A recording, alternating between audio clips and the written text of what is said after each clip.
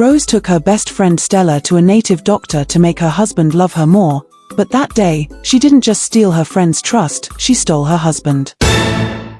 This is a story of trust, betrayal, and the price of foolishness. Stella and Rose had been best friends since they were teenagers. They did almost everything together, shared secrets, went to events side by side, and even dreamed about getting married around the same time. But as the years went by, something started to change, quietly, like a shadow growing longer each day. Stella had a gift, people just liked her. Things always seemed to work in her favor. Wherever she went, opportunities came. At parties, young single men would notice her first, drawn by her calm smile and warm personality. Rose was beautiful too, but in a different way, her beauty didn't draw the same kind of attention. Whenever she and Stella went out together, the single men always seemed to go for Stella, while the only ones who paid attention to Rose were married men. She laughed about it in public, but deep down, it stung.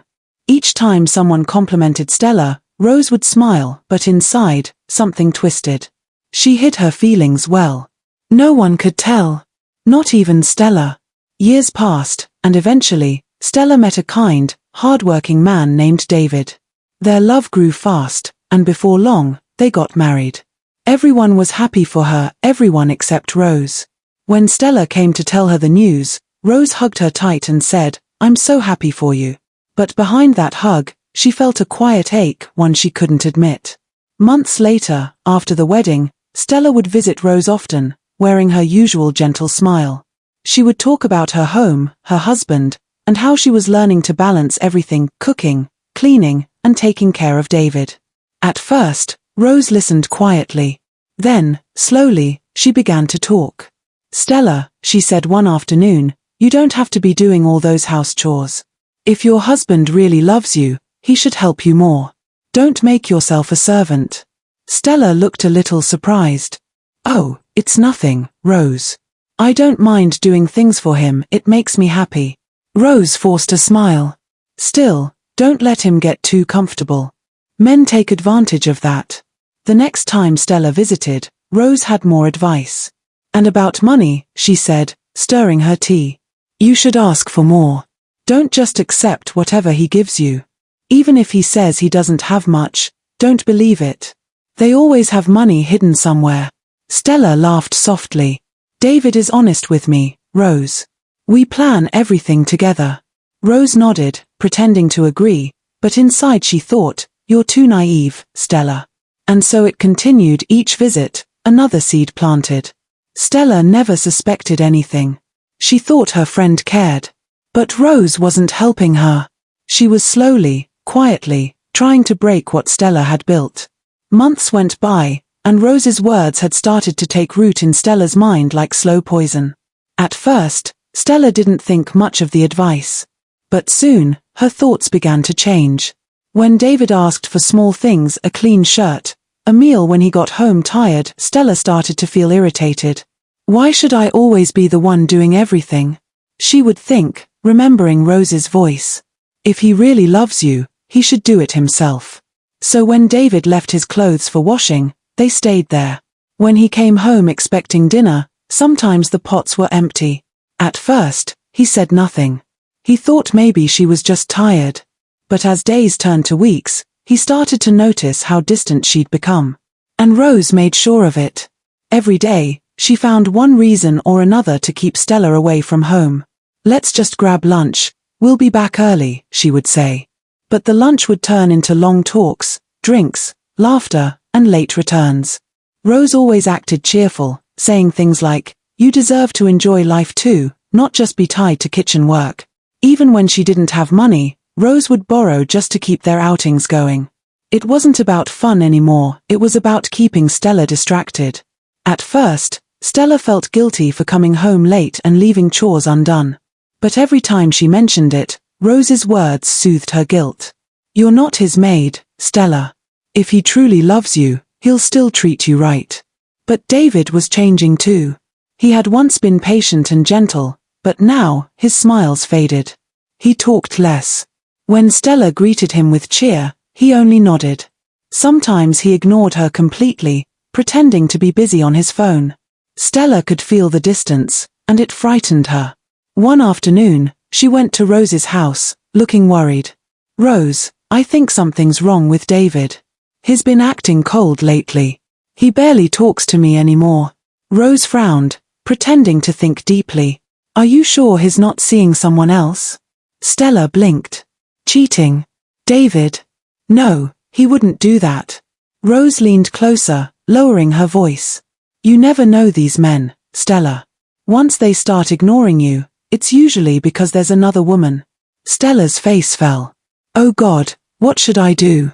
Rose sighed, pretending to be thoughtful. "Don't worry. I'll take you somewhere where they will make him love only you. Just trust me." Stella nodded slowly, her heart full of confusion and fear. She didn't know that Rose wasn't trying to help her, she was leading her into a trap. The next morning, Rose arrived at Stella's house before sunrise. She looked excited, pretending it was all for Stella's sake. "Get ready," she said quickly.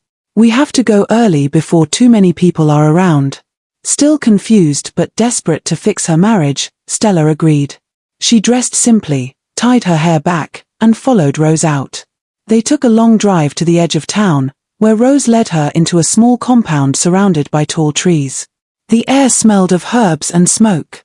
Inside a dimly lit hut sat an old man, the native doctor. He looked up as they entered, his eyes sharp and knowing. "Who is the woman?" he asked. Rose pointed at Stella. "She's the one. She needs her husband to love her again." The man nodded slowly. "Sit down, my daughter," he said to Stella. Stella sat on the small wooden stool, her heart pounding. "What do you want me to do for you?" he asked. I want my husband to love me again," Stella said softly. "He used to be so kind, but now he doesn't talk to me. I think another woman has taken his heart." The native doctor hummed, then began mixing herbs and powders in a small calabash. His hands moved fast, his lips murmuring strange words. After a few minutes, he handed Stella two things: a small calabash sealed with a leaf, and a white powder wrapped in paper. "These," he said, "will bring your husband back to you. But you must follow my instructions carefully." He looked her straight in the eye. "Tonight, when your husband sleeps, place the small calabash under your bed. Then tomorrow, mix this white powder in his food. After he eats, pack your belongings and tell him you are leaving the marriage. Do not look back. Leave the house immediately." Stella frowned, confused. "Leave?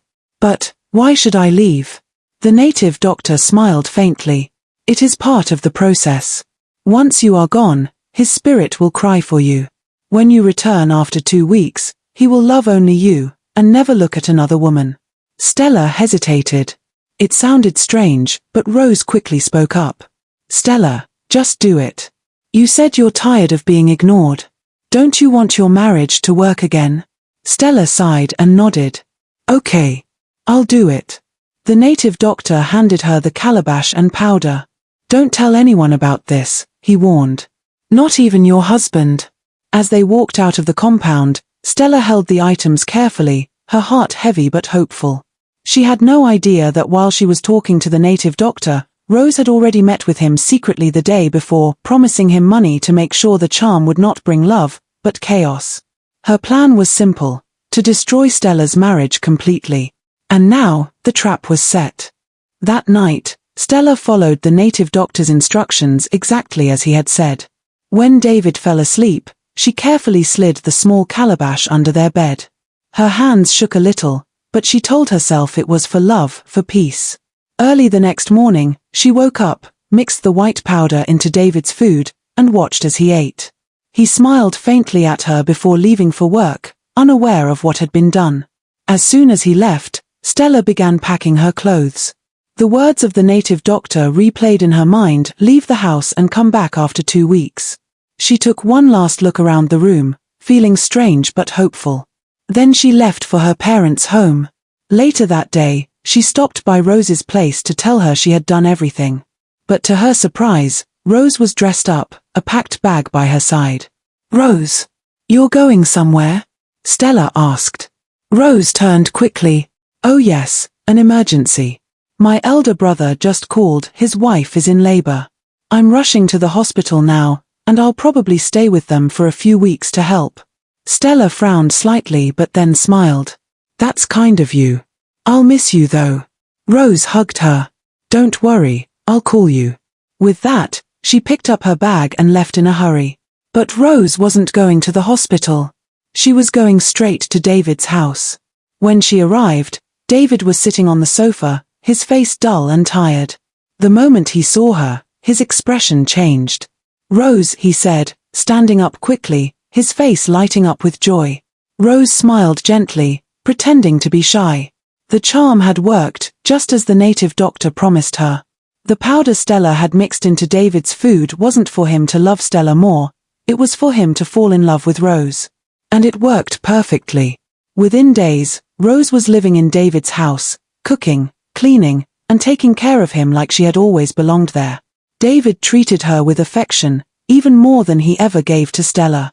Weeks passed, and one morning Rose sat quietly on the bed, holding a pregnancy test in her trembling hands. 2 lines. Positive. A slow smile spread across her face. Finally, she whispered. That evening, she told David the news.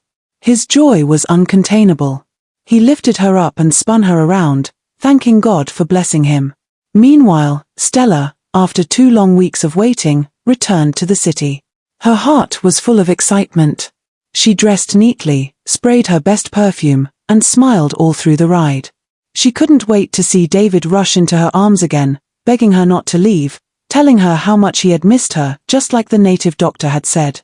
But when she knocked on the door, it wasn't David who opened it. It was Rose. Rose stood there in a loose gown, one hand resting gently on her small growing belly. Stella froze. Her bag slipped from her hand. Rose, she whispered. What are you doing here? Rose smiled faintly, her eyes cold. You, she shouted, her voice breaking. What are you doing in my house? Rose folded her arms calmly. Your house. You left, remember? Before she could finish, Stella lunged at her. The two of them struggled, shouting and pushing. Years of hidden jealousy and betrayal exploded all at once. You're evil, Rose. I trusted you. Stella cried, her hands trembling. And you were foolish, Stella, Rose replied coldly. You gave me everything without knowing it. Just then, David rushed outside, his face hard. What's going on here? Stella turned to him in shock. David, tell her to leave.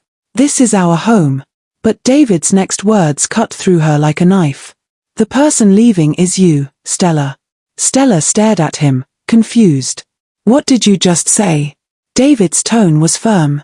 Rose and her unborn baby are staying here. You're the one who left this marriage. You made your choice. Stella felt her knees weaken. Unborn, baby? Rose gently placed her hand on her stomach and nodded with a faint smile. Yes, Stella. I'm carrying David's child. Tears filled Stella's eyes as Rose disappeared inside, only to return moments later with a small box and a bag. She dropped them in front of Stella. It was all of Stella's remaining clothes and shoes. Take your things, Rose said quietly. You don't belong here anymore. Then she closed the door. Stella stood there, frozen, clutching her luggage as tears ran down her cheeks. The house that once held her laughter now shut her out completely. She walked away slowly, her vision blurred with pain. When she got to her parents' home, she didn't rest. She moved from one place to another, seeking help, praying for answers, hoping for a way to undo what had been done. But nothing changed. David never came back. Rose lived the life that once belonged to her. And Stella finally understood she had lost her husband not just to her friend, but to her own blindness. She had allowed jealousy, gossip, and foolish advice to open the door that destroyed her marriage. Moral lesson. Life is not always what you think it is. Karma doesn't come for everyone, and not every wrong is punished. Sometimes, your own lack of wisdom becomes your greatest enemy. If you let foolishness guide you, you can lose your most precious treasure to those who secretly envy you, and nothing may happen to them. Just like Stella, you will learn the hard way.